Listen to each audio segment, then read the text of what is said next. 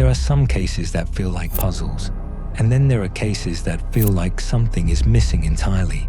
The disappearance of the Jameson family doesn't just raise questions, it creates a kind of silence where answers should be. Because when Bobby Jameson, his wife Sherilyn, and their 6-year-old daughter Madison vanished in October 2009, it didn't look like a crime. It didn't look like an accident either. It looked incomplete, like a story that stopped halfway through. And even now, years later, it still hasn't been finished. On October 8th, 2009, the Jameson family set out from their home in Eufaula, Oklahoma. They told relatives they were going to look at a piece of land near Red Oak, a quiet, wooded area in the Saint Bois Mountains. Their plan seemed simple: possibly buy property, maybe even start fresh. At first, nothing about the trip seemed unusual, but then they never came back. Days passed, calls went unanswered, concern grew. Eventually, authorities were contacted, and a search began. When police arrived in the area where the family was last believed to be, they found something that immediately changed the tone of the investigation. The Jamesons' pickup truck, abandoned, sitting quietly along a remote dirt road, surrounded by trees. But it wasn't just the truck, it was what was inside, and what wasn't, that made investigators pause. Inside the vehicle, officers found the family's personal belongings, their wallets, their IDs, their cell phones, even the family dog, alive, but severely malnourished. And then there was the money, approximately $32,000 in cash, stuffed inside the vehicle. It wasn't hidden, it wasn't stolen. It was just there. That alone didn't make sense. If this had been a robbery, the money would be gone. If they had chosen to leave voluntarily, why leave behind everything they'd need? And most unsettling of all, why leave their dog trapped inside the truck? But what really disturbed investigators wasn't just the items, it was the timeline. Security footage from the Jameson family home, captured before they left, showed something strange. The family was seen loading the truck, but their behavior didn't look normal. Over the course of nearly an hour, they moved slowly, quietly, almost mechanically. They avoided eye contact with each other. There was no urgency, no conversation that anyone could clearly identify. It didn't look like a family preparing for a trip. It looked like something else entirely. As investigators began digging into the Jamesons' background, a more complicated picture started to emerge. This wasn't a perfect family. There were reports of financial struggles. Sherilyn had been involved in disputes with her son from a previous relationship. Bobby had filed a restraining order against that same son. Tensions existed beneath the surface, but there were also stranger details. Friends and relatives claimed that Sherilyn had recently become interested in spiritual matters, things that some described as unusual or even dark. There were rumors of a handwritten list found in the home, filled with names and strange symbols. Some speculated it might have been connected to beliefs in witchcraft or the supernatural. Nothing was ever confirmed, but the idea lingered, because when a case has no clear explanation, people start looking for anything that might make sense, even if it leads into uncomfortable territory. Search teams combed the surrounding woods for days, then weeks.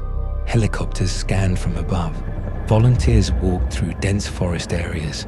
Dogs were brought in to track scent trails, but nothing. No footprints, no signs of struggle, no discarded items. It was as if the family had simply stepped out of the truck and vanished. And that's when the theories began. Some believed the Jamesons had gotten lost in the woods and died from exposure. Others suspected foul play, that someone had intercepted them after they left the vehicle. A few even considered the possibility of a planned disappearance, though that theory quickly fell apart due to the items left behind. None of it fit cleanly. Every explanation seemed to answer one question, while creating 3 more. Then, in November 2013, more than 4 years after the disappearance, the case took a sudden, chilling turn. Hunters in a remote part of Latimer County, not far from where the truck had been found, made a discovery. Human remains.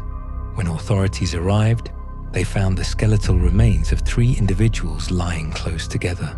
The remains were later identified as Bobby, Sherilyn, and Madison Jameson. For the first time in years, there was an answer, but it didn't bring closure, because even in death, the mystery deepened. The condition of the remains made it nearly impossible to determine what had happened.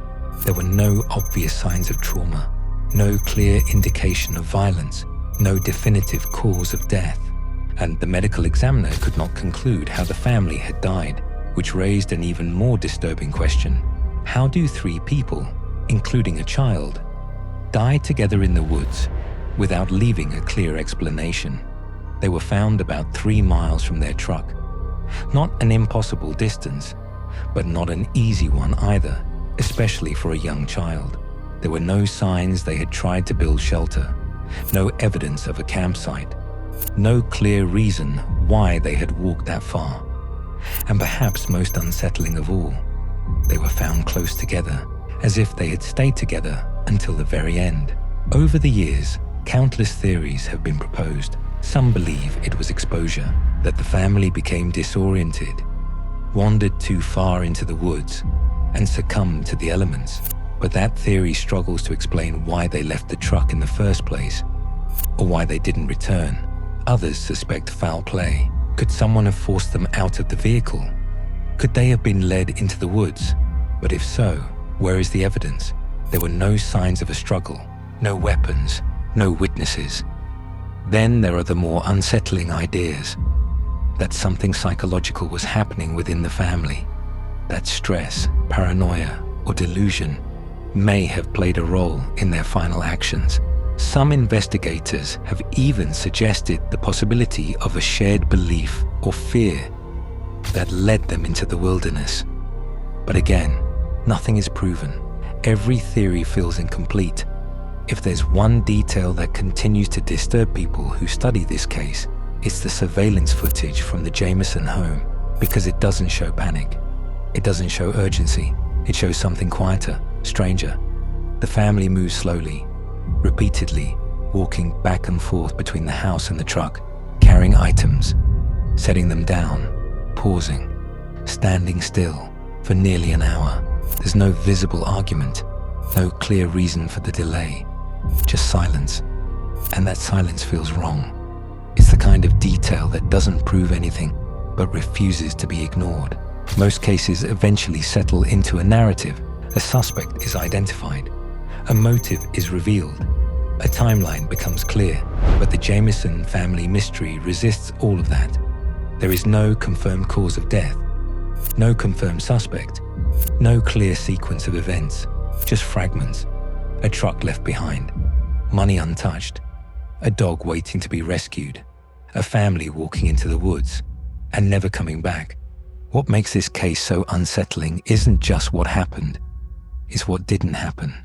There was no obvious violence, no dramatic confrontation, no moment where everything clearly went wrong. Instead, there's a slow unraveling, a series of small, quiet details that don't add up, and that's what makes it linger. Because the human mind looks for patterns, for reasons, for closure.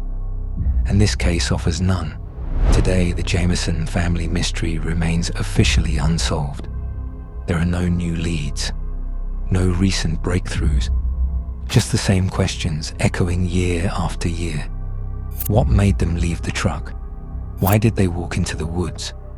What happened in those final moments? And perhaps the most unsettling question of all, was it something external that led them there? Or something internal? Because sometimes, the scariest mysteries aren't the ones with obvious danger. They're the ones where nothing looks wrong until it's too late, and the answers are already gone. And even now, years later, the Jameson family case still refuses to make sense. No suspects, no clear cause of death, no final explanation for what happened in those woods. Just a trail that ends without ever really ending. Because whatever led that family 3 miles into the wilderness, whatever made them leave everything behind, it didn't leave any answers. Only questions. And maybe that's what makes this case so disturbing. Not what we know, but what we don't. Because somewhere between that abandoned truck and the place where they were finally found, something happened. Something quiet. Something final. Something no one has ever been able to explain. If you found this story unsettling, you're not alone. These are the cases that stay with you. The ones that don't fade when the video ends. If you want more deep dives into real mysteries that still don't have answers, make sure you're subscribed to Last Known Report. And if you have your own theory, what do you think really happened to the Jameson family? Let me know in the comments, because sometimes the most terrifying stories are the ones that never get solved.